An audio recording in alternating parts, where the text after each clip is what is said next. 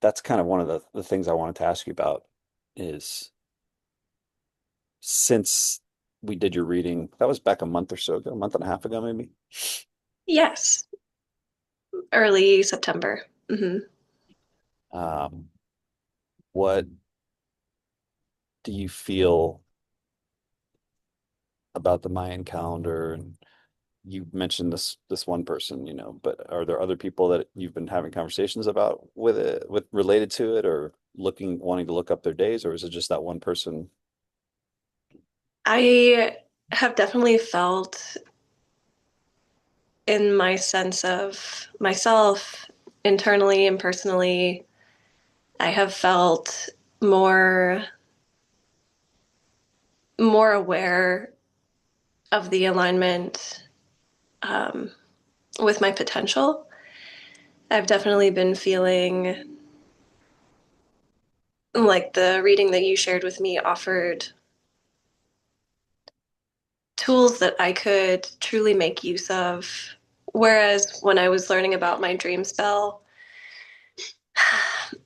I always felt like I was trying to fit into that Mm, and and find where it was in me. Whereas finding the true Mayan astrology was like such an aha moment. I didn't feel like I needed to stretch or mold myself to make anything fit. So personally, I've just been feeling into that and expanding. It arrived at the perfect time for me where I was. It's so interesting because from then to now, there have been some struggles that make a lot more sense to me, knowing what people can struggle with about me, with my, yeah, the Akpu energy being seeming potentially arrogant or coming off stronger than I feel I'm being. Yeah, it's been like truly right on time. I haven't been sharing it with too many people. I think I still, and I'm sure there's probably something in my Mayan astrology and in my True Sky astrology that can reflect on this. Something that I'm learning this lifetime in general is how to open up fully to people about where I really feel drawn to explore. mm, So there are still few people that I interact with on a day-to-day basis that I open up to them about like true sky astrology. I feel like I'm always dipping my toe into the relationship to test the waters and to see what the energy of the other person is offering to feel if it's safe in a way. So, and I'm also dipping my toe in to see like how much they already know about these systems. Like a lot of people aren't aware of human design yet. A lot of people aren't aware of Mayan astrology, but they're aware of astrology, so that's where I start. mm.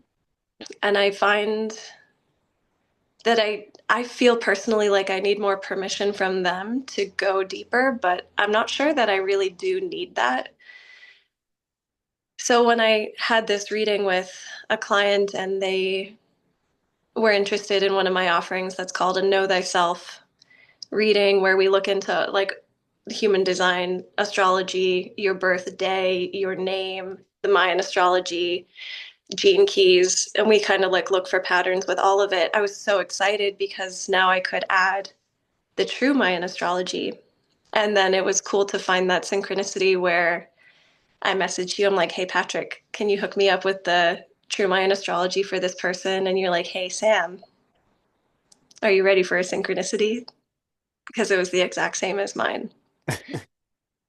And I find perhaps that is my initiation to open up more about it with people. It was like the universe gave me a very safe space for my for the first person to share it with, Mm, like the safest space, a true reflection of me. mm. And now I'm ready. I don't know. I don't know. That's yeah, something that I'm working with, trying to figure out who feels safe. And maybe it paralyzes me from initiating others, but I'm not sure that I'm supposed to be the initiator. I don't know. I'm rambling. No, no, no. That's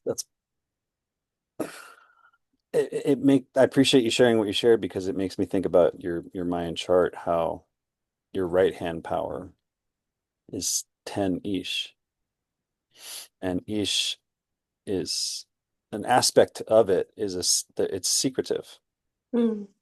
and it's not necessarily secretive like I'm better than you kind of secretive, and I don't want to share the things I know because I can use that against you or to control you, that kind of thing, which is Hmm. I think how the energy can be used, and maybe that's how things are orchestrated in the world is through that the misuse of that energy. But um, it's to me, for my part, studying the ish energy and feeling into it, like you said, that's what happened for me with my reading. When I first had my reading, I was just like, I forget exactly the words you used, but basically it didn't I didn't have to fit myself into a box to make myself understand it. And it was the same with True Sky, my True Sky reading. I just everything that he said was like, oh, okay. Now I understand myself a little bit better about why I have certain proclivities, why I feel certain ways, that kind of thing. It just made it didn't have to, I wasn't like, I don't understand that. I have to work mentally to make that make sense, right? It was just very aligned and intuitive. Um, but to the the Ish, the aspect of Ish being secretive, I think has to do with the way that the energy moves uh, very carefully or subtly, I think is a better word, Mm. through the space. And if you use the Jaguar as an example, I think that's why the Jaguar is the choice of because Ish doesn't mean Jaguar, right? It means she of. But the Mm. Jaguar is the embodiment of that concept of she of. And so the way the Jaguar moves through the jungle, that it's they call it the woolen hand, meaning it woolen like it's wearing a glove because it's so soft and quiet. You Yeah. can't hear those footsteps until it's too late. Um, but I think that's the nature of all big cats, not just jaguars, that they have to be really careful about what they do when they hunt, because if they get injured, they're kind of screwed. They won't be able to hunt going forward and they'll end up starving to death. So it's about it's secretive for survival, I think. It's not arrogance per se. I love when you talk about the, yeah, like beyond the surface word, which is obviously going to be pretty unfamiliar to people speaking English or people who don't natively speak that language. When you go into the metaphor of what it represents and speak on that, I feel like that makes things click for me so profoundly because it does feel like we have to be able to sustain the hunt because I know you have the Ish strong in you as well. And for me, I guess that means if I were to open up to everyone and give them my full depth right away, I think it might be, on the one hand, like an over expenditure of my energy because I work better building off them and like building it up. But then on the other hand, it's like protective to ensure that I know what I'm about to be shared is my truth. And I'm not interested in being met with skepticism or scoffs or any sort of projection that what my truth is ungrounded or unfounded or crazy. Like I'm just not interested in that. Mm. And I think it is a protective measure in a sense. And I know not everyone's like that. I really admire people who can just like in a moment shatter someone's paradigm. Mhm. But that's not my vibe. I wonder what Mayan archetype you would associate that energy with. And I also wonder how you go about it when you're sharing these kinds of things with people. Does it come up immediately? Do you slowly ebb into it? What does that look like for you? I appreciate you asking that. Um, yeah, I think I'm usually reserved at first, and I want to observe a person and ask questions and let them give me a context or like a scaffolding for the way they see things before so that I can build a bridge more easily to that, that will lead to a positive connection with that person and not Yeah. be something abrasive or that's definitely one of the things. And I think the the Ish energy matures into the Eek energy, which is wind. Mm. And that's all about communication and change. And so I think about that in the context of what you're just saying. What words do we use and how do we use our words? And that's for you, the energy that you're going to be moving into as you become an elder. That will be your right hand power in the future. Obviously, still 10 ish is your right hand power that we've talked about. It's always your base frequency your whole life, but it'll come in and it'll be five ick for you, right? That's right. So it's working and hard work that leads to empowerment is the idea of five with communication and specifically on your right hand side, through your work, through your interactions with men in particular, um, your ability to work with your words and work with the art of communication and also like you're saying with a paradigm changing experience for a person, that's the essence of ick too, is the change that comes and how it's not something that we can see coming and how do we move with those changes, because you can push all you want in whatever direction you're heading, but if the hurricane wind is pushing you in the other direction, you'll just be lifted off your feet and blown away, which to me represents a desolation, like a delusion, dissolving of the ego experience, that kind of thing, when someone's just Yes. blown away. Hmm. So Hmm. it's art. It really is. Pedagogy, I think, is the word that the ancient Greeks came up with for the art of conversation and just the nuances involved. And it's kind of like chess, I guess, if you know the strategy behind chess and how you just sort of you put certain moves out there, you put certain statements out there, or you ask certain questions because you're waiting to see what's coming back. And not so that you can, I mean, in chess, I guess it's so you can take advantage of that and use it to win the game. But winning the game to me in pedagogy is coming to a place of equality and upliftment on both sides of, it's not about taking something from the person. Or like winning. Yeah. Yeah. Yeah, both can win. Both can achieve stronger insight. Hmm. Yeah. So what Mayan archetype would you associate with the person who just like shatters the illusion right off the bat, goes right into it, kind of like super strong energy to burst through into a new paradigm right away?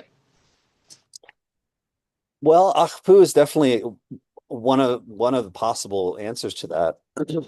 It depends on the scenario, I think, but because earlier when you were talking about how you approach a person and how you are reserved and careful, it's like you don't want to shine too bright and burn them up.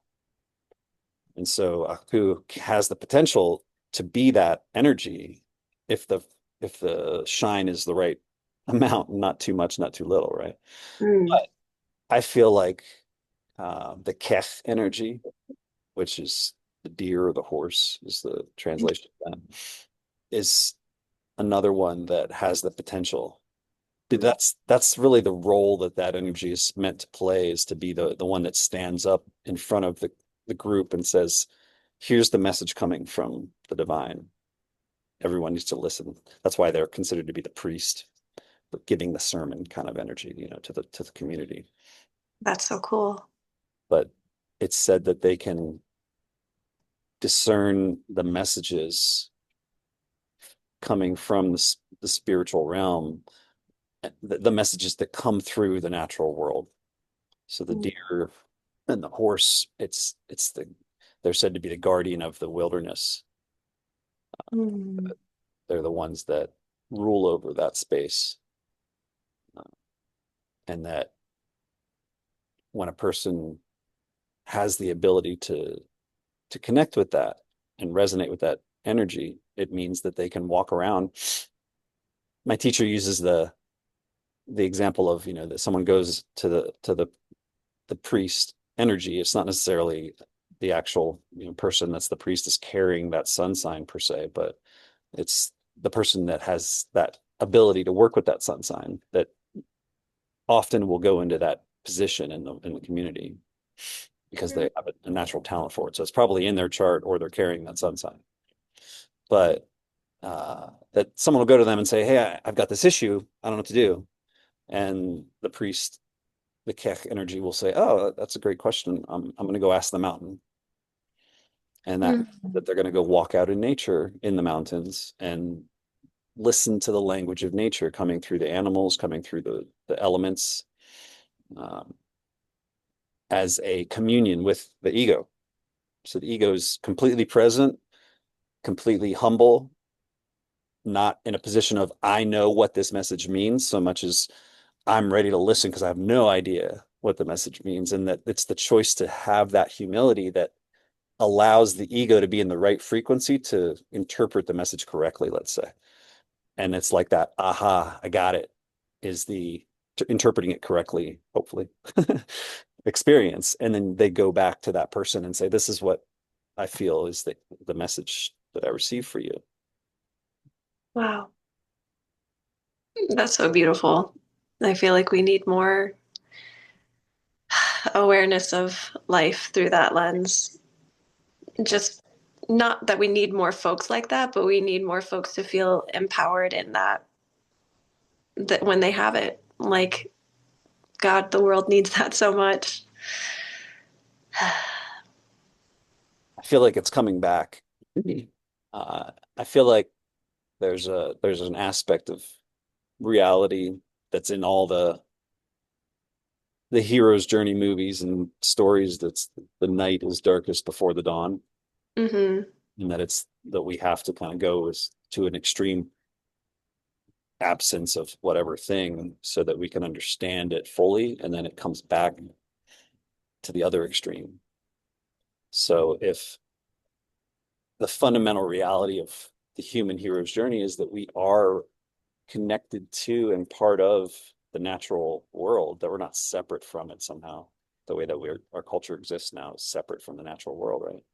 But that the reality is, as far we can go as far as we want in that direction, but the further we go in that artificial direction, the more disconnected we become from our nature, and it causes all this illness, mental, physical, emotional illness that we're seeing.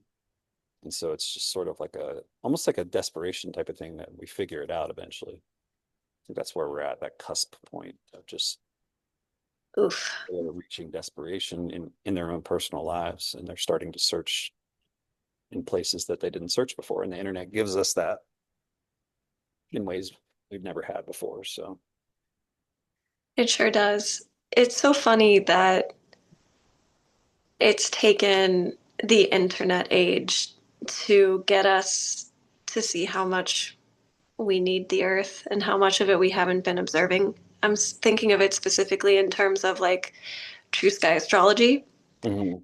and how like it does feel very connected to the internet. It was like maybe 20 years ago, we started seeing NASA, of all places, starting to say, like, astrology is fake. Y'all are not paying attention to Ophiuchus. And it was these articles pushed through the internet that started conversations. And at first, it seemed like they were just trying to stir up some shit. But then over time, more of the internet is catching on to the point that today, within the past few months, we've seen an article from the New York Times about how astrology is based in the past. And there's a way to look up what your real chart is. And then, of course, we also, like, to a certain degree, need the internet and its software to be able to look up your true sky chart, to be able to look up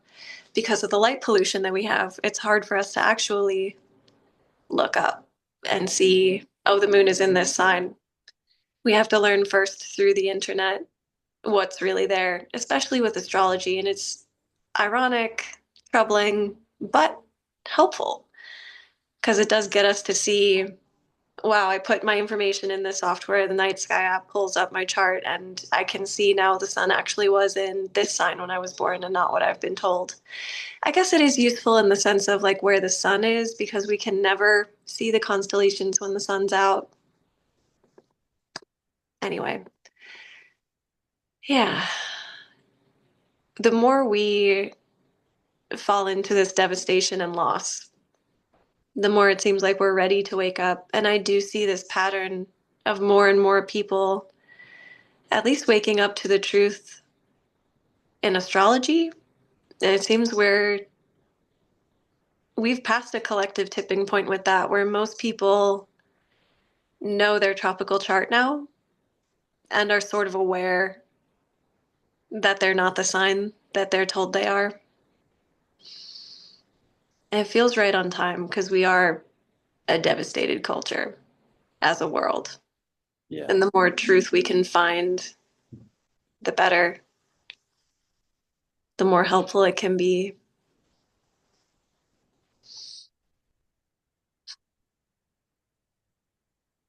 I feel like it's all a plan that's unfolding. So it's always all right on time in whatever part of the plan that it's in. But I feel this part of the story is exciting. I've always been an optimist. When I was a little kid and before I began my spiritual journey, I didn't really understand. I just always looked at myself as sort of just like a science nerd or whatever. And I loved Star Trek and science fiction stuff and technology. I was was one of those people lining up for things to get to be the first one to get some new technology. I slept out for like 2 nights, I think it was, to get a PlayStation 3. Wow. A total Iconic. nerd, total nerd. But I think I feel now I understand it better in relation to, well, I guess in relation to true sky astrology, that the nature of a fucus being um, connected to the flow or the opportunities there to connect to the flow. And the flow potentially that we're in or have been in for the last 100 years or so is that shift point between the ages of Pisces and Aquarius. And I feel because I can't trust anything about history now. I don't believe anything that's actually written as just wrote. It's like, oh, that's the truth. I'm not saying it's not true. I can't just be assuming it's true because I know too much now about how things have been manipulated and not even necessarily intentionally, but just the way egos work through the course of a lifetime and how we can manipulate ourselves or misinterpret pure messages and make them unpure, things like that. But Right. what I do like to use is evidence as best I can see it in the physical reality. Um, and what it appears, I've witnessed in my lifetime is the rapid exponential increase in technology. Uh, and it's all, if you look into it, there's plenty of evidence for that, for that curve, exponential curve we're in like that elbow point right now and over the next 20, 30 years where it's going from relatively flat to more or less straight up and down, where seemingly everything's happening at once. But what I interpret that to be the evidence of is the shift between the ages because of what Aquarius archetypes talk about. It seems to me, I feel that technology is an external manifestation of our own innate abilities that are not quite reactivated, as it were.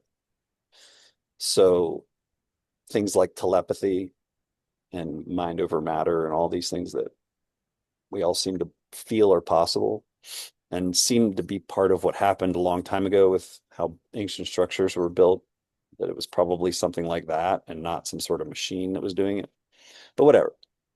The point is that the technology and the way technology works in the world seems to me to be some sort of external scaffolding that's helping us reconnect with and remember our own abilities, and that eventually we won't need technology the way that we feel like it's going to be inevitable and we're going to merge with it and all that. I don't really see that story unfolding. I see that as a dystopian version of what's coming that no one knows. It's beyond the veil right now. It's inside the fold of the unfolding plan, so we can't see it. Hmm. It's coming. No one can make the accurate predictions of what's actually going to unfold, but I'm an optimist. So what I see unfolding is something positive that probably it's like a caterpillar going to become a butterfly type of thing where it's going to require a lot of seeming horrific destruction of the existing realm to make way for the new version, but it won't be such a dystopian reality that's coming. Yeah, I I hope that that's true. I feel like that's true too, but I don't know. I don't know. And I wonder if the way you explained that made me wonder if perhaps Ophiuchi people, like a strong placement with Ophiuchus, sun, moon, or rising, or even the North Node, that placement like that in Ophiuchus, maybe those kind of folks are the ones who will be able to see what's unfolding from the veil first. Because I like to imagine if we think about the zodiac belt and how Ophiuchus exists in it, the zodiac belt can be imagined as a container. It can be imagined as like a matrix in our skies, especially the tropical way of looking at it, where apparently there are only 12 constellations around the belt and they all have apparently exactly 30 degrees each. It doesn't actually look like that, but when we conceptualize it like that, it is a perfect container and it feels like a matrix. It feels like an intentional bubble. If we re-examine it and see where Ophiuchus is there, it comes right in between Scorpio and Sagittarius, the mystery and the divine revelation, literally with its foot opening the door, literally with its foot in the zodiac belt, as if holding a door open, and bearing two snakes. I love to imagine that Ophiuchus is lifting the veil, one foot in the door, but also holding the snakes as if that is the world serpent, kind of like referencing Norse mythology. The snake is perhaps the matrix, that container. Ophiuchus is lifting it up. So when I meet people with strong Ophiuchus placements, to me, they are able to commune with and beyond the veil with a bit more ease and fluency than your average person. And they're able to keep that connection more sustainable than your average everyday medium because it is their language.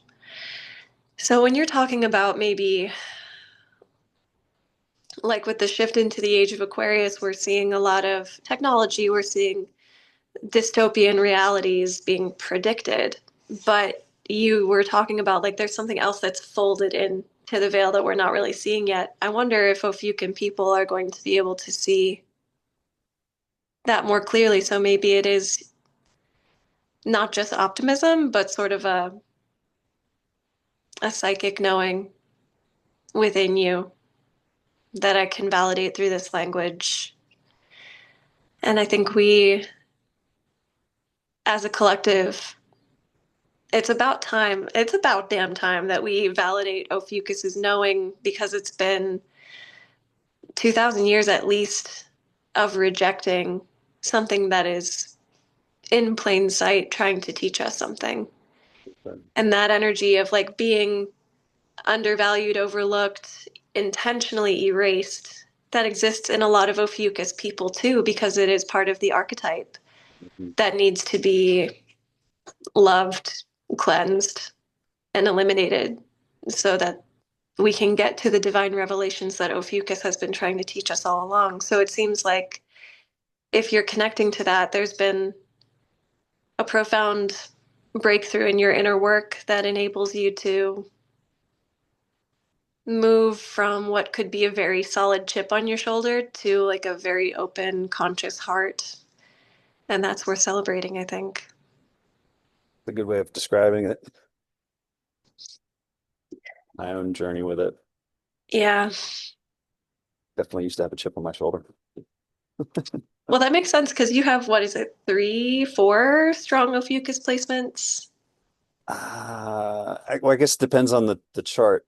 That Right. Because there's the midpoint method versus the International Astronomical Union boundaries. can we look at your software version of it?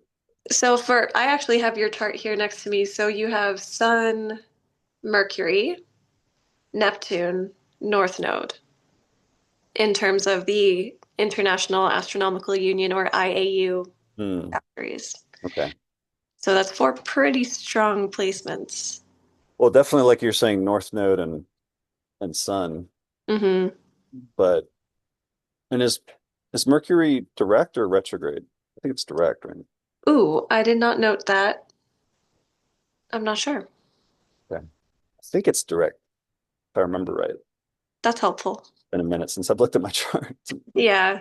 But the way that the North Node was described to me during my True Sky reading, he was like, it's basically like you imagine like a giant neon sign on the side of the road of your life saying, go this way. He's like, that was the way he liked to describe the North Node in a simple way. Mm. Just go this way. And he described it as sort of like a metaphysical investigator type of energy to have Mercury and the Sun and the North Node all in that same constellation. And I was like, yes. And I always was fitting that into Sagittarius. Hmm. Like that makes sense to Sagittarius in certain ways. And a lot because Ophiuchus is part Sagittarius energetically, archetypally, and part Scorpio, Hmm. There's But both then sides. also the third mystery thing. The third mystery thing. Yeah, so it's kind of like a pop culture thing, um, where you are this or that or the third mystery thing. Hmm. I feel like Ophiuchus fits into that sort of trend as well. Because it is a little Scorpio, it is a little Sagittarius, but it's also this third mystery thing. And it really is like the mystery and the sovereignty that you find as you search for it yourself, which is a little Scorpio and a little Sagittarius, but also its own journey that neither quite describe. I appreciate that distinction. I feel like it's analogous to the third phase of Scorpio being the phoenix dove, the healing aspect, and how we, instead of trying to, like with the eagle and the scorpion or the snake, the lower frequencies of Scorpio being about domination and killing to survive Mm, archetypally, whereas the phoenix dove is about healing to survive. And that's what leads to the immortality aspect of the phoenix, is that it's not trying to survive by killing in its life, in its way. It's doing so through healing. It's provided for. It does have to go through the death process, but then it's reborn in the ashes of its own previous form. And to me, that's what immortality is really talking about, is that the ego is always afraid to die. So it doesn't want to change its existing understanding of reality.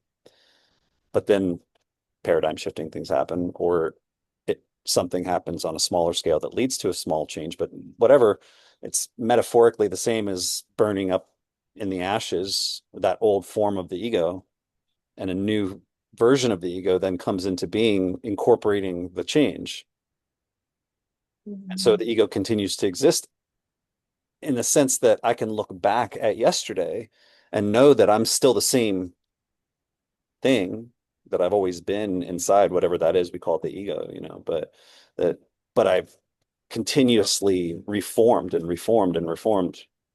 Every day I feel like we die when we go to sleep and we wake up the next day, sometimes dramatically from some crazy dream or something that we just had, right? That's how the day starts. Or other days we just sort of come back in, just slowly wake up, but every day it's a new version of us. Not quite the same, but always the same.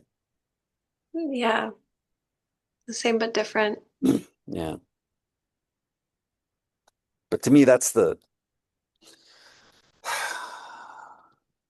to me, that's what the healing aspect, how it can be, how I choose to interpret it as, because it's like, okay, what I get, I get why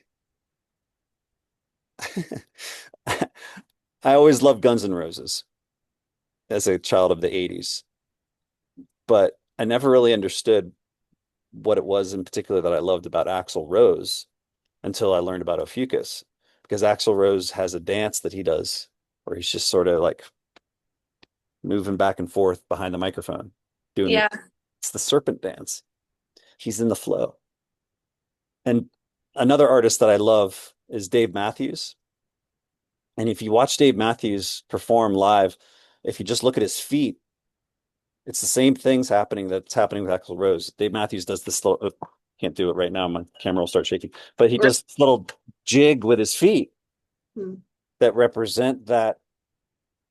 I mean, to me, that's Pisces ultimately. I love that Dave Matthews has that, that mutable water. Like he's feeling the vibration coming from the earth and aligning himself with it. And in order to do so, he has to move like that. He wouldn't be able to do what he does if he was standing still. And so, and I mean, Michael Jackson is another amazing example of that, where he just moved in ways that people have never seen before, because it's just that's to me what it means to align with that flow of the serpent. Yeah. And that's the life energy. That's the Calliope, the Mayans call it the Kundalini energy, the chi, it's the life force energy. And I think that's ultimately the thing that burns up the ego is the life force energy. It's the fire that the ego burns in to transform and either die or be born again in a new way. Mm.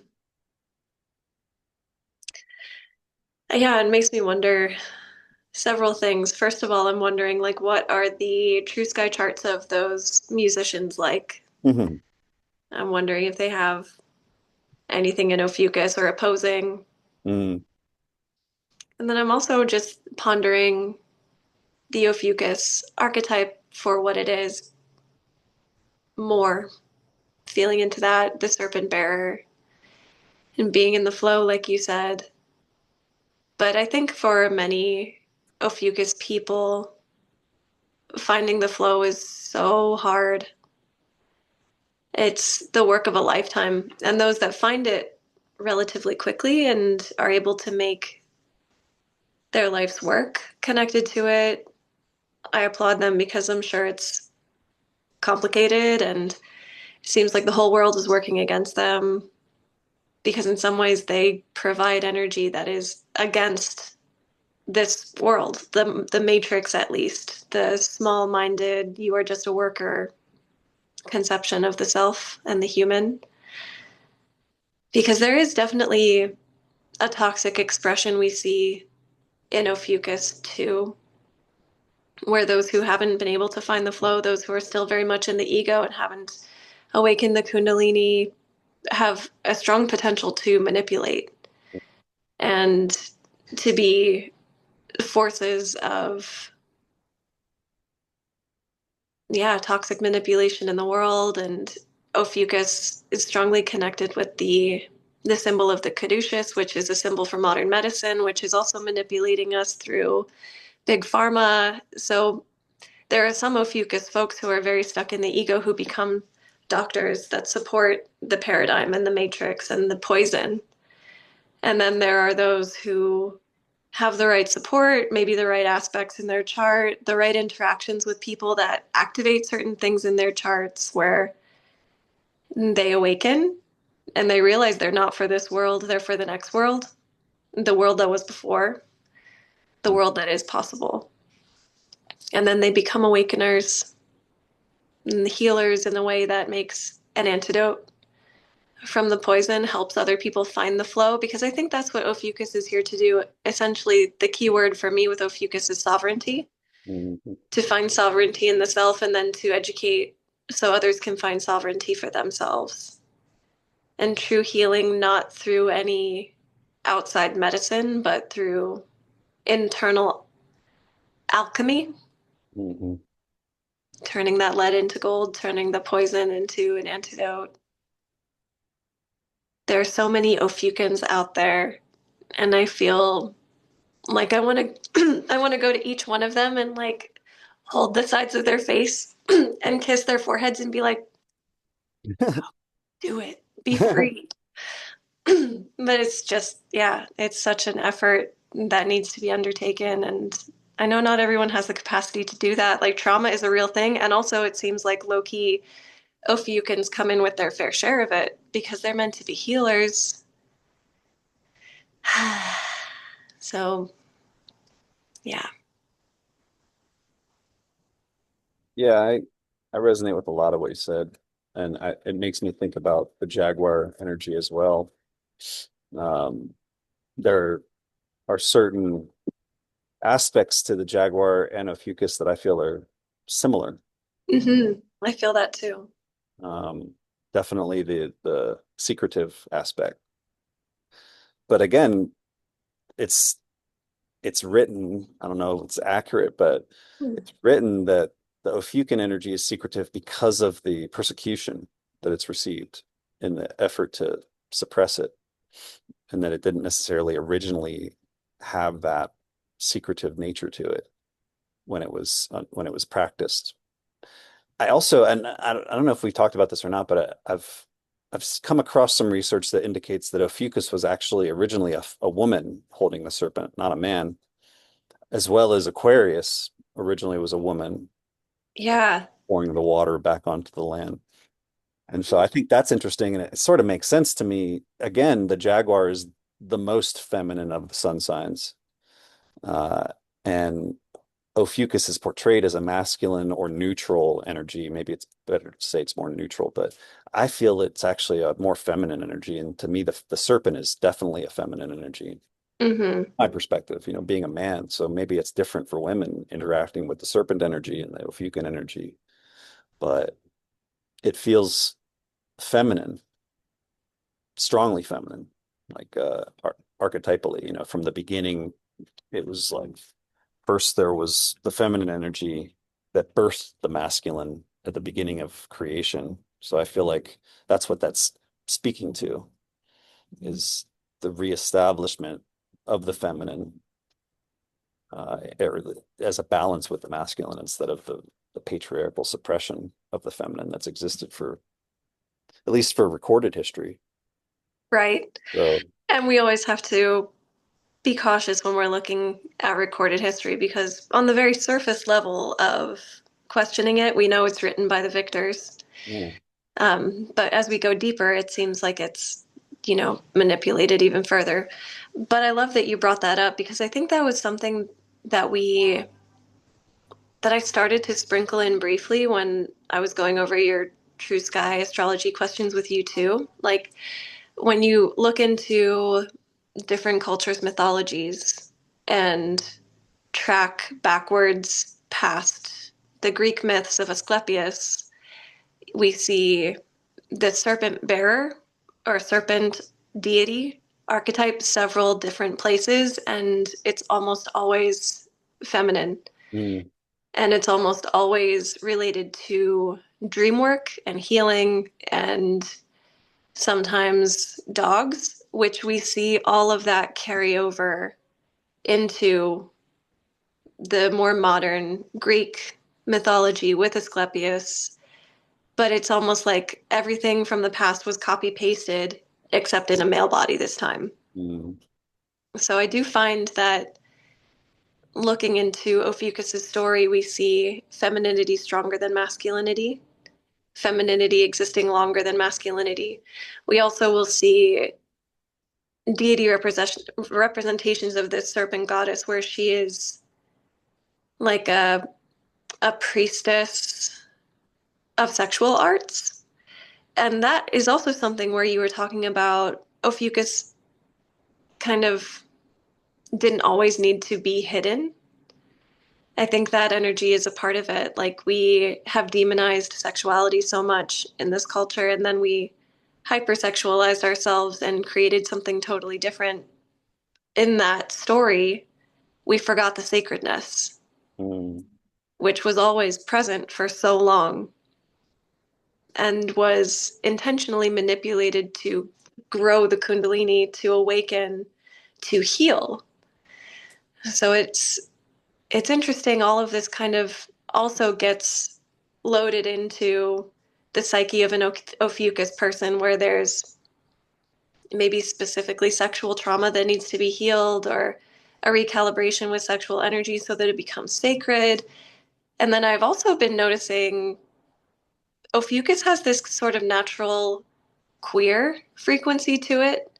Not everyone who has Ophiuchus will resonate with this, but the awakening of Ophiuchus in our culture has come alongside this sort of awakening of the trans identity, or a reawakening of it again, which wasn't hidden in the past but had become hidden and is reclaiming itself. And the prominence of queer as a sexual identity is coming forward as Ophiuchus comes forward.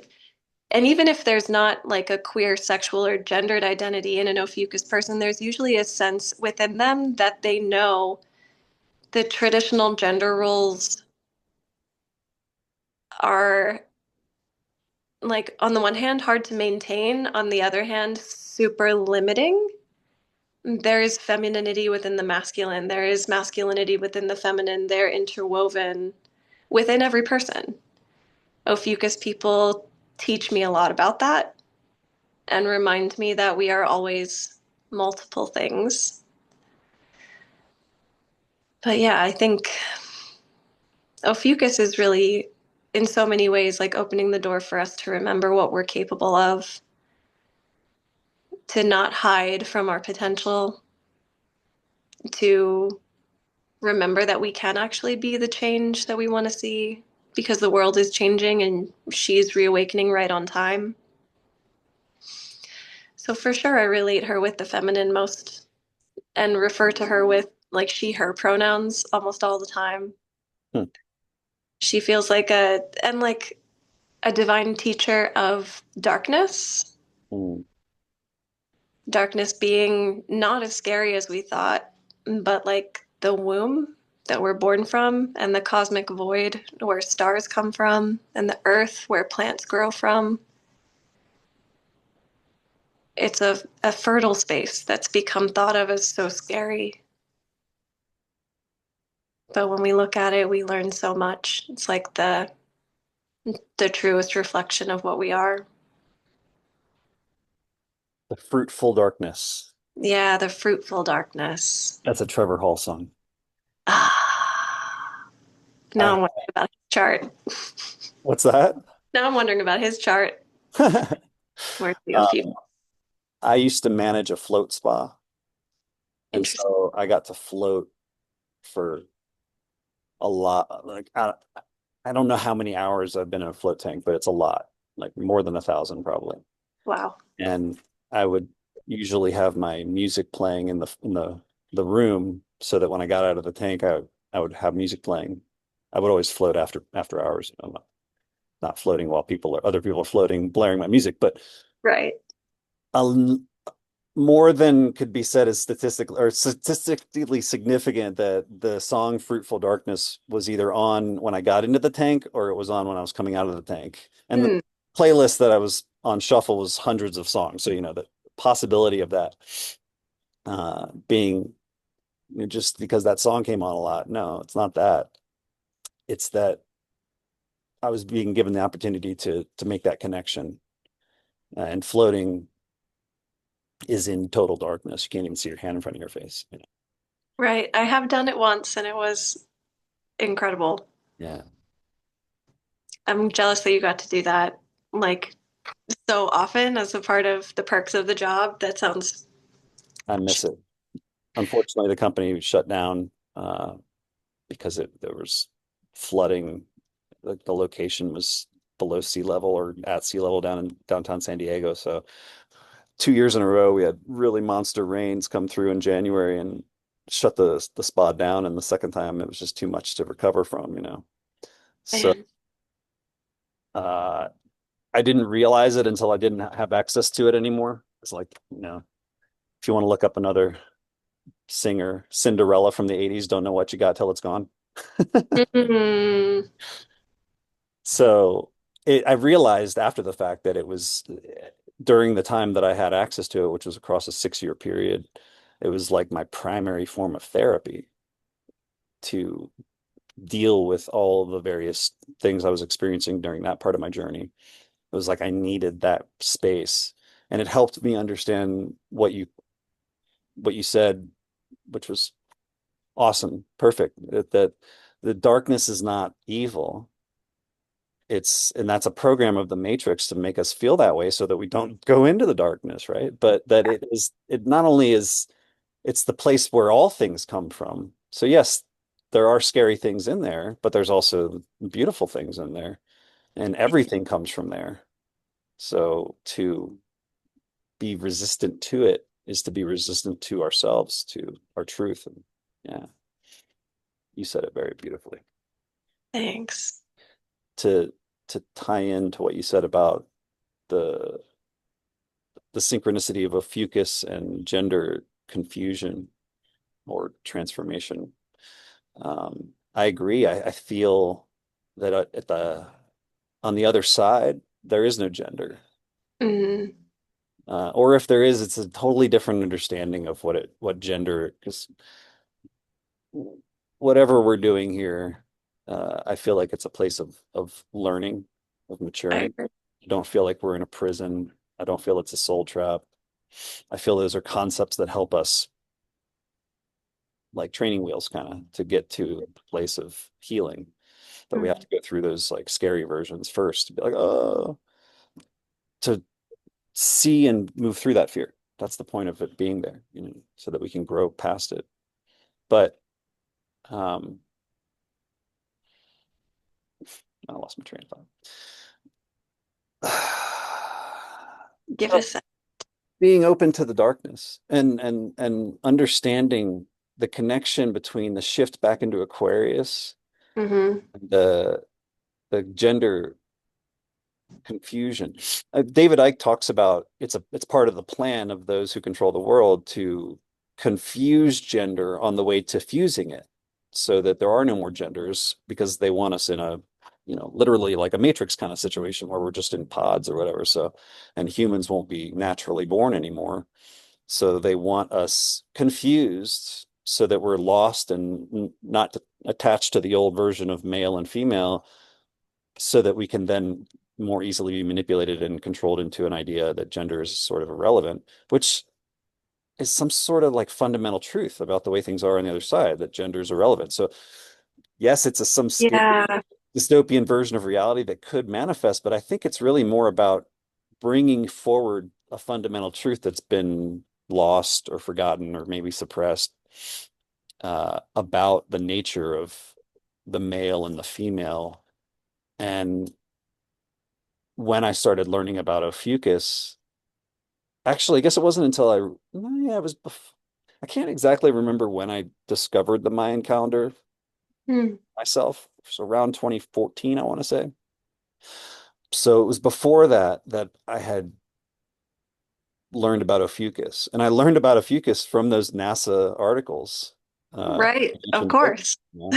I was like, what? What's this? And I only was intrigued because it's my birthday. It was in there. And I was like, oh, cool. I'm a different, totally not ever heard of zodiac sign, or from my perspective, never heard of this zodiac sign. And I Hmm. always liked Sagittarius, but I never thought it was real. So I'd never really put much energy into it. I was like, oh, okay, well, at least I'm a cool horse centaur thing, you know, Right. versus a crab. Like, I don't Well, know. you are a crab too, because your true rising is Cancer, but That's why I made that point. Because it's always but anyway, the point is I don't want to get sidetracked too far, but the the feminine aspect is something that Ophiuchus awoke to study it within ourselves. mm, I studied in school, I learned about psychology and masculine and feminine. The right side of the brain is said to be the feminine side, the left side is said to be the masculine side, all those kind of like more intellectual ways of looking at it. But I never really considered the possibility that each of us is half woman and half man, or half feminine and half masculine energies archetypally. So it was my choice to consider that that was possible, that sort mm, of like smashed the door open in terms of the feminine energy making itself more present inside of my reality. yeah. I was like, what's that? And she's like, smashed Hmm. the door open. This is like, finally, you know, but uh my own journey with it in I think because I oriented myself towards understanding it at more of like an archetypal level and not a sexual level, it allowed me to explore the concepts without what I perceive most people who are struggling with it are experiencing as a misapplication or a misappropriation or a misunderstanding of the nature of where to apply the lesson. Mm, I think it's just part of the matrix trap, as it were, to have people applying it to their sexual identity. Because keeping everything about sex keeps the energy at that second chakra level and keeps people from progressing up and opening up things higher up, you know? So I feel like it's because we have no guides about what these energies are. When people start engaging them, it's very slippery. And quickly people are changing genders and thinking that they're a woman instead of a man and confused about the gender, all that stuff that I think is actually just a sort of like a cocoon growing phase for coming back into an awareness of our spiritual nature and how feminine and masculine are part of the realm, but that ultimately they're one thing on the other side. yeah, it is interesting and it's hard to talk about these days because, and I mean, I find it hard to talk about in myself because I spent a lot of time studying like what's called queer theory when I was getting my undergrad and my master's degree in literary studies and looking at and like taking courses in other um, modalities. This isn't the right word, but that's what's coming to mind. But like in psychology and sociology, and there's all this like feminist theory and queer theory that really informed my life for a long time. And that it kind of taught me at that point, you don't criticize what someone's doing with their body at all. But then on the other side of it, like having graduated and having been indoctrinated in that ideology now for almost a decade, I see so much differently. And I'm more resonating with what you're saying, but I also have this like split inside me where there's the Sam from the past who like doesn't want to engage with this, and the Sam who's becoming, who understands there is some real truth in what you're saying. Because it does seem like we're talking about archetypal energies that live in all of us. And we're identifying it so much to, I think you were right to say, like one chakra, and getting it stuck in maybe two, like the root and the sacral, and changing the organs, trying to change the organs to reflect an energy seems very problematic. And it's like we've become so distanced from what the original teachings were, like what yin and yang represent. And yes, they're both in all of us, but it does seem like a trap, but it also seems like it needed to happen. It's like how you were saying before with the Age of Aquarius, like there's this dystopian reality that we see playing out before us. But there's also like the what's folded into the veil that we're not really seeing yet. And there's some sort of divine unfolding that's likely to happen. A teaching that we'll arrive at because of all of this that will be better, but it's hard to see what that is for now. And for some reason, the awakening of Ophiuchus is tied to that. Like we needed to find sovereignty from this ideology in order to get back to the origins of what it was always about. The darkness coming first and being feminine, and the light and substance coming next and being the masculine. And it's all based on these archetypes socially constructed that we're being conditioned to hate. There's like what a lot of people who are transitioning feel is that they don't identify with what they're told they're supposed to be because it has become toxic and there are a lot of social constructs developed within it that they don't want to associate with. But Mhm. they're going to immediately then associate with the opposite. Mhm. It's equally as toxic over there. Right. It's like all about the inner work. But yeah, and that's a trauma. I think this is a social trauma that we are going to have to navigate for decades now. But Ophiuchus is perfectly aligned to face and embrace and integrate a trauma. So we'll see. It is a story currently being written that's nowhere near the end, and I'm curious. I'm curious to see what it looks like 50 years from now if I'm still around. I think we will be. Yeah, it's probably going to get a lot worse before it gets better, but we're going to learn a lot along the way, and that's for sure. But yeah, within Ophiuchus, there's so much awareness that the world needs. I do find it connected to Ish, like you said. And it also opens a door to what the other constellations that are quote unquote new can teach us. Because we also, like, if Ophiuchus is opening the door and shifts the paradigm, then we can start looking to where other constellations are coming towards the zodiac belt. And I know when we talked about this in your reading, we were flowing a little bit about Cetus, which counterbalances Aries, and we were flowing a little bit about Orion, which counterbalances Taurus and Gemini.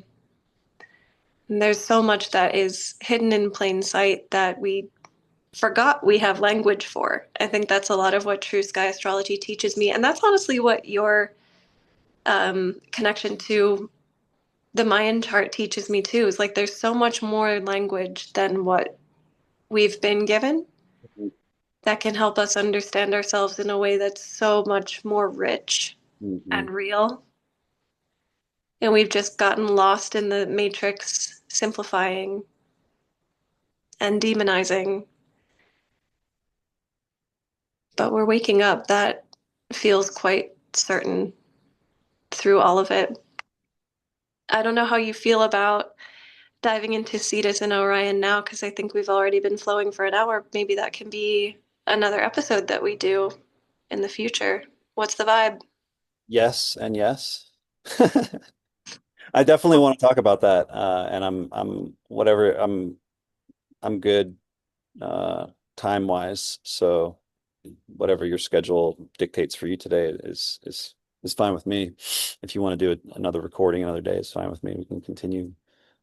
But yeah, I mean, last night I woke up at I don't know 3, let's say, and I just happened to look out my window and I saw Orion. Hmm.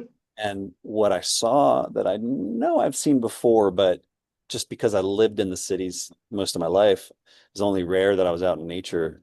But now where I live, the light pollution is low enough that I can see the M42 nebula that's said to be in between the legs of Orion. And it is so clear and obvious that I actually was like, wait, what is that? Because it was like I'm so used to not being able to see it. When I see the three belt stars of Orion and I look up, and I was like, oh yeah, it's Orion. And that's, I know that the legs are there, but I can't really even see those stars. But here, it's so obvious. And then there's this big blob in the middle. It's so big and clear and obvious. Wow. And that nebula is the one that NASA says is the birthplace of our solar system, our sun. And it's also in the Mayan creation story that the realm comes from that nebula, which I think is awesome. That's so They were fascinating. saying that before NASA. Hmm. I love that. I love when like modern science confirms what the shamans and ancient folks of this earth knew all along. Yeah. That just tickles my brain in the best way. Yeah, I agree. And Well, it's so cool. Oh, go ahead. please go ahead. You first. Well, I was just going to follow up on that and say that I feel like that's why NASA, I, there's certainly something about those who control the world, and if it's devil worship, Luciferianism, whatever they call it, they have to, there's something about they have to tell us what they're doing before they do it kind of thing. Like disclosure. Yeah, and then it's like part of their, I don't know if they think it's like a karmic protection or something, that if if they tell us what they're doing and we don't know to decode it and choose not to participate, then the karma's on us for participating. And I think that there's some truth to that in terms of our part, but I don't think that it gives them like a get out of karma free uh path. I think that that's something that they believe or something. I don't know. But either way, I feel that the revelation of Ophiuchus at that particular time was required of them, and that's why it was a release that they made. But it activated me, which is really Interesting. cool. The way that 9/11 activated a lot of people, COVID activated a lot of people, like these things that are bad that happen wake a lot of people up Hmm. in the process. And I was already in the process of waking up when that message came out, like a year after I started my journey, as it were. Hmm. But I was not studying anything esoteric yet. I was all about the the rabbit holes, the 9/11 rabbit hole and the moon recordings being faked rabbit hole and all these things about the real world. So, as it were, the real world, not just. And like I said, I thought astrology was nonsense, but I needed to go through those rabbit holes first to kind of dig down into each of them far enough to recognize that they're all connected to something else that's sort of behind the scenes. Yeah.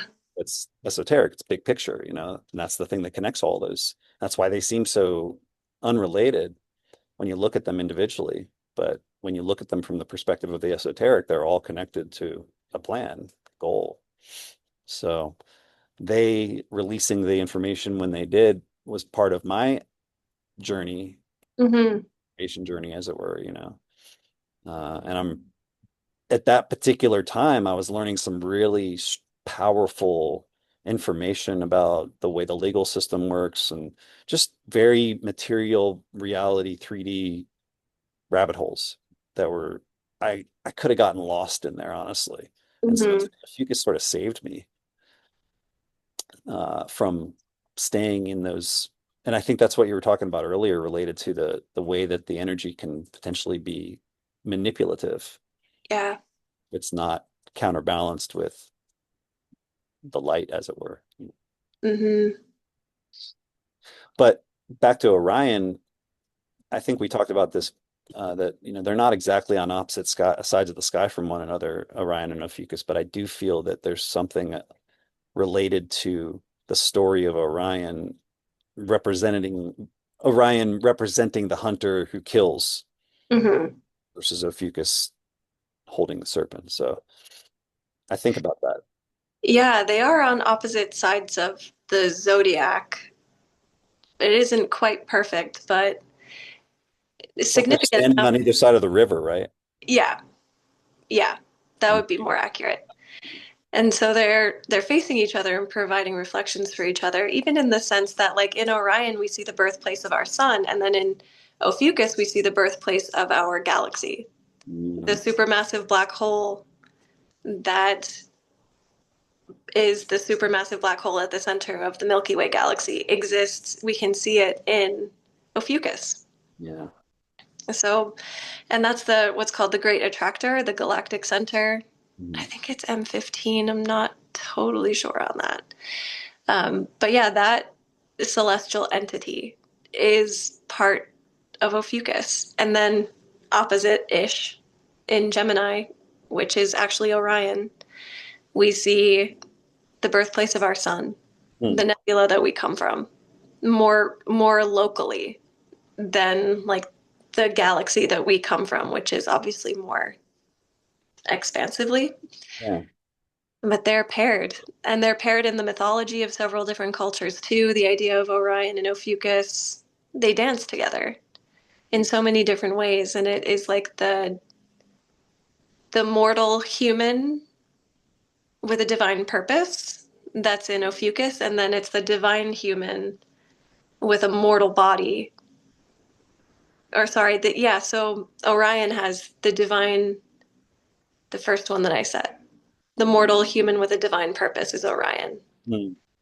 And then the divine human with a mortal body is Ophiuchus. And they, yeah, it's like the Silver Gate and the Golden Gate too. There's just so much. It's, That was the one I was going to bring up, is that they say that the Milky Way passing through Gemini and Taurus is, I think you said it's the Silver Gate, I think that's true. and then the one as it passes across through Sagittarius and Scorpio and Ophiuchus, it's the Golden Gates. So it's like we enter through Gemini and Taurus into the physical realm, which to me Hmm. makes sense. Taurus is fixed Earth, you know, so we come into the Earth through that gate, It and does make sense. then, Yeah, the Silver Gate of man and then the Golden Gate of the gods. mm, And it's yeah, the road that we walk. I think there's something interesting in that too that could help us rewrite the order of the houses in astrology, which I know is something that you're curious about. And it's also something that I learned another way of looking at it in one of the only books that I've found that talks about astrology, including Ophiuchus, which is called The 13th Sign.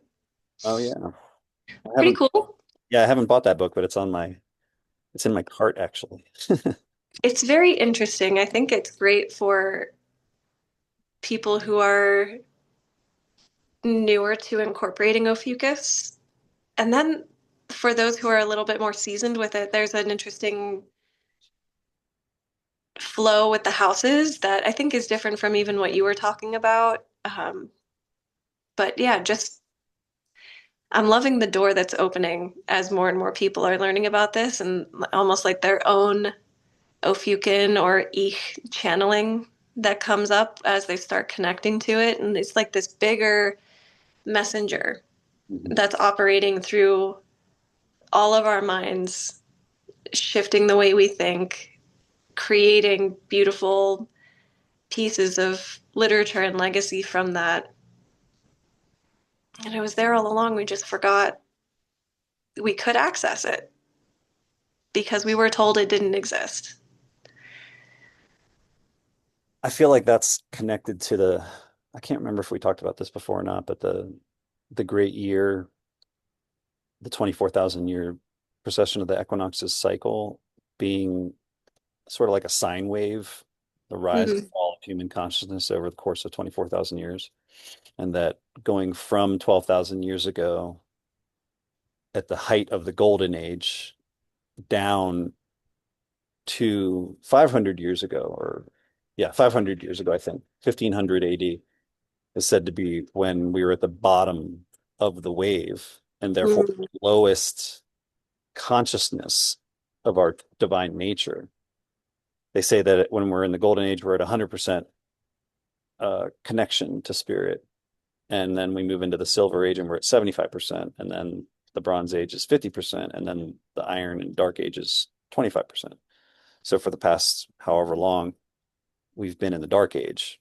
Well, I guess for us, we've been in the rising out of the dark age over the past 500 years. And that also, to me, again, assuming that the narrative of history is accurate, which probably it's not, the rise of the Industrial Revolution itself, if you go back even beyond 100 years ago to see the rise of technology to 300 years ago, let's say, when machines started being used for mass production and that type of stuff Yeah. shifted, it's like 200 years after we're at the bottom of the wave, as it were, the lowest frequency, the most dense material frequency of all the 24,000 years. And now we're on the way back up. And again, that's where Pisces, the age of Pisces shifting into the age of Aquarius is representative of us moving from 25% back into 50%. And that's the water being poured back onto the earth, is the spirit, the energy of awareness of spirit, being Hmm. that it tracks again, if you trust history, at least from an architecture perspective. When you look at the Yeah. pyramids around the world, it's the oldest pyramids that are the most advanced and hardest to explain and replicate today. And as we come down through time, the construction becomes less sophisticated. To me, that's evidence of what this fall in consciousness is as it's happening. Mhm. And it's Yeah, I see that too. and just to like think about 6,000 to 8,000 years ago is approximately when language, written word, those types of things came into existence. And again, it's like we're shifting from, say, 75% down to 50%, and we can't use telepathy anymore. Mm, So we have to invent languages or remember the use of languages from long before in the previous cycle or something like that, right? Things yeah, that probably we knew at that time because we had a much higher connection to source than we do now. That they say that, are you familiar with Göbekli Tepe? I am. They say that it was intentionally buried for the cataclysm. So it's Man, like they were able to predict and know what was coming because they had so much more connection, and their sciences were way more advanced seemingly because they're a different form of science that involved things like telepathy and an understanding of that form of science that would look like magic to us today. yeah, So it's fascinating. yeah, I feel like it all makes sense in the long arc of history. Yeah, Recession of the equinoxes is a real thing, which it seems to be trackable anyway in the physical sky. Um, that it's connected to the rise and fall of human consciousness as we evolve over time. yeah. Well, I do have to head out here shortly, but I wanted to sprinkle something in food for thought. I don't know if we got to talk about this before. I don't think so. But if we look at True Sky astrology to see where the constellations actually are now, have you ever considered that we're not in the age of Aquarius yet and that we have only recently shifted into Pisces? Hmm. No, no, I So haven't. if you take True Sky astrology into consideration and think of the precession of the equinoxes, we have only been in the age of Pisces for a few decades, maybe a few hundred years. So we're going to be in the age of Pisces for quite a while longer, Yeah, if we're just beginning it, then. So right? is that based on where the sun is on the 21st? Yeah, that's based on where the sun is on the spring equinox, So, and you're saying that's at the beginning of Pisces, not the end of Pisces? right? Huh. I'll have to go back and look at that again because, Yeah, because technically, I think the start of Pisces is the like 12th of March. So that would be perhaps a third of the way through the constellation. oh, I think I understand what you're talking about. So based on, how does that work exactly? Because I thought the dates are based on the position of the sun in the constellation, They right? are. So, But apparently that we can track what age we're in if we look at where the sun is on the spring equinox. yeah. And it's yeah, so we're not anywhere near Aquarius in that lens. So then when tropical astrology was said to be created 2,500 years ago, was the sun not at 0 degrees Aries on the 21st of March, or was it? That's a really good question. I think it was. And so then in theory, we'd be about maybe 500 years max into the age of Pisces because they're going backwards through the zodiac rather than forwards from Aries to Taurus to Gemini. It's been Aries, then Pisces, then Aquarius, then a Capricorn. Or Just, just or something to maybe consider. yeah, maybe it was at the end of Aries, not the beginning of Aries 2,500 years ago. It could have been.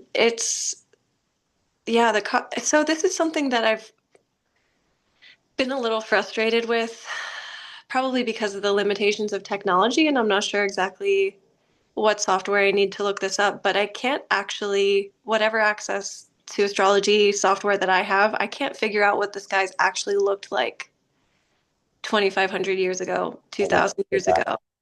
So I can't really tell that sense of transformation. And I feel like if I had that information, it would help a lot. Yeah. It would be able to help us see the story more clearly. But that's where I find myself a little stuck. So, but yeah, I think we are seeing some age in Aquarius fuckery happening. And I think we're that's in the same vein as like we can still resonate with tropical astrology in certain ways. I find it is especially useful for medical astrology examinations, for predicting the stock market, for predicting wide patterns of human behavior, because tropical astrology is telling us what's the matrix. It's decoding the matrix. And when we're looking at that, Aquarius, the age of Aquarius starting now kind of makes sense. But if we're looking into what's actually happening, there's almost like a different texture, a different sense of awareness, a different age. Yeah. That's really interesting. So we'll have to ponder that and like see what that opens up for each of us until we meet again, and then maybe we can share some downloads about what came through. Like that. I appreciate you sprinkling that in. I'll ask you one question to finish that something that I don't really understand. That they say that the galactic center is in between Scorpio and Sagittarius, but Hmm. there's a point at the end of Sagittarius that's said to be the galactic center. It's like at 27 degrees Sagittarius. Right. I don't understand that. Why that's there when it's supposed to be in the center of the Milky Way, which would make sense to me that the center of the galaxy would be in the plane of the Milky Way, not out somewhere outside of the plane. So Yeah. I don't understand that. I have also been a little confused, and I think there's a bit of intentional misinformation out there about that Mm. because I've heard that the galactic center, the great attractor, M15, if that's correct, I've heard that it's at 15 degrees of Sagittarius. I've heard that it's at 17. I've heard that it's at 27. And when you put it in different astrological softwares, it kind of changes. Mm. So, Mm. um, interesting. A siren just went off on my street, and whenever I'm recording, I tend to think the outside sounds are indicative of something. So it does seem like this is raising an alarm. Yeah. Um, I like that you tied it to misinformation. I hadn't thought about that, but I always thought it had something to do with that we are not exactly on the plane of the ecliptic, or I guess the plane of the galaxy, mm, of it or below it, depending on where we are in the 24,000 year. We go up for 12,000 years and down for 12,000 years, right? So hmm. time is said to be when we're in the plane and aligned with the center of the galaxy. That was supposed to be what 2012 was about, Ooh, I think, anyway. But, or at least there's a 40-year period where we're crossing through the the plane to go above it and then dip down below it for 12,000 years. interesting. Which makes me think of the plane of the ecliptic that we talked about, Cetus being the underworld or the underwater realm, and that Hmm. sky place is the zodiac constellations. Anyway, I jumped to a totally different topic there, but it just came into me at the last second. But yeah, I was just thinking that maybe it's calculated based on our point of reference, and they're adjusting for the fact that we're not exactly head on or something like that. I don't know. I could see that. I think I'll see if I can do some more research about that and give us a better answer next time we meet, Appreciate that. for sure. Thank you so much for your time, Sam. Pleasure. Absolutely a pleasure. Thank you so much for the invitation. This has been such an amazing activation to have in my day, and I hope everyone who's chosen to spend their time and energy listening to this feels activated too.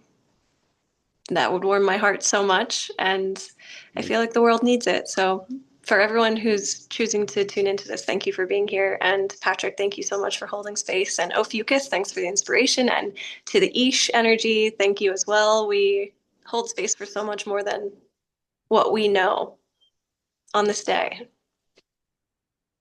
Well said. All right, my friend. Have a wonderful day. Thank you. You too. Thank you. I will see you soon. Okay. Bye.